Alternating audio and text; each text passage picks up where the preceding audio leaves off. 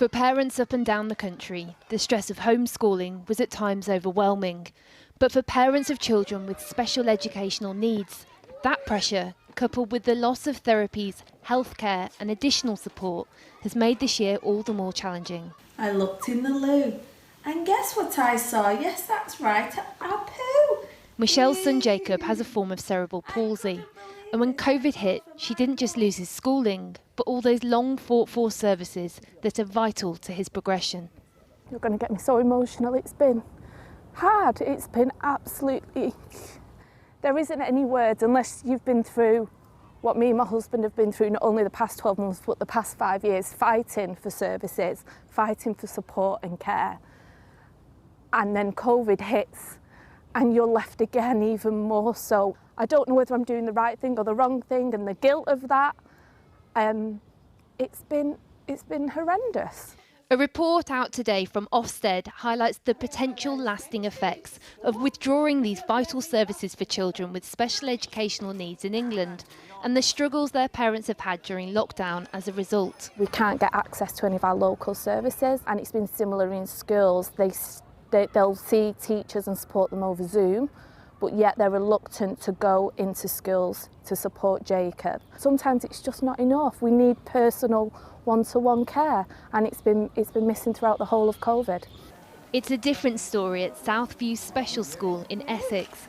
Staff here have worked hard to get everything back to normal as soon as possible. A welcome executed with military precision. Wheelchairs and hands need disinfecting and temperatures taken before the day can begin.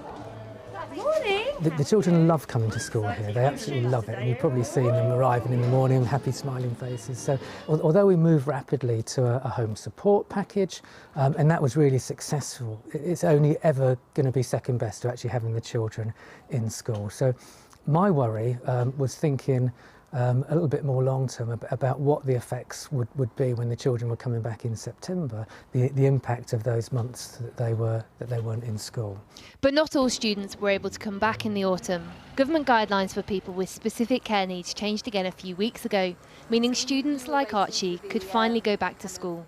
It's been fantastic. I definitely noticed that I'd been a lot more happier being back with my friends and than I was at home every day, even though I had like the Zoom sessions, which was nice. It still meant I could keep in contact with the school and my friends. Being back has helped a lot. I'm cheerful, I'm happy, I've been able to really continue with my education as well. The government say they kept schools open for vulnerable children during the pandemic as they have always been their focus. They also say they have allocated £1 billion to help all kids catch up. But for mums like Michelle who have struggled to get help, they feel support for children with special educational needs hasn't gone anywhere near far enough. I think they're treated as a second-class citizen.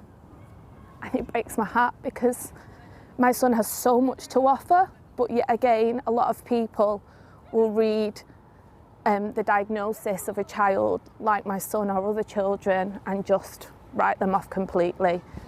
For many families, today's report rings true. But they say COVID has just exacerbated the fight for support they'd already been having, long before the pandemic began. Well, earlier I spoke to the Ofsted Chief Inspector, Amanda Spielman, and I began by asking her if the most vulnerable young people in our society have suffered the most. What our work has shown us very clearly is how much the education care system, provision for children generally, depends on schools as the sort of linchpin in which so much happens and from which so many referrals are made, around which so much is coordinated. And when schools and the services, the wider services were suspended in March for most children and not well used even by the children who could have carried on going to school, we've seen this sort of dramatic loss of education, loss of services, loss of sight, which has led to, for example, the drop we've seen in referrals. Is it possible to create an inventory of where the need is most and almost the identities of the children in particular who are going to need it? I think a great deal of work has gone on that. Schools generally have a pretty good idea, local authorities. There's been actually some excellent coordination between ages. But ultimately, if children are at home and not being seen, then it is hard to know where new problems are emerging. For children who aren't already identified, it's hard to know where problems are worsening. But it's also clear that some boroughs have managed to do much better than some others. And I'm wondering how that's going to be dealt with. Well, that's absolutely right. And of course, while our routine inspections are suspended, it's very hard for us to get underneath sort of quite what's going on and where provision is as good as it can be in the circumstances and where it isn't. Do you feel that the government is actually listening and prepared to start spending to bring about some remedy to what has gone wrong? I think a lot of listening is happening. I think that the first thing we need to be clear on is what exactly is it that's needed and how much of that will actually come about within the kind of structures, the kinds of staffing that schools already had. You'll forgive me if I say that you talk a more optimistic story than the one I read in your report.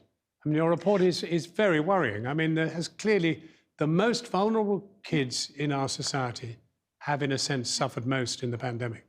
This is absolutely right. I think it's the contrast between the past and what I think schools and support services are capable of delivering in the future as soon as we are released from the extreme COVID constraints under which everybody's been operating. There will be a small proportion who will have suffered longer term harm, for whom much greater provision will have to be made. But for most children, good schools doing what good schools always do, and with the full scope to do that, will be the thing that's needed. Amanda Spielman, thank you very much indeed. Good to end on an optimistic note.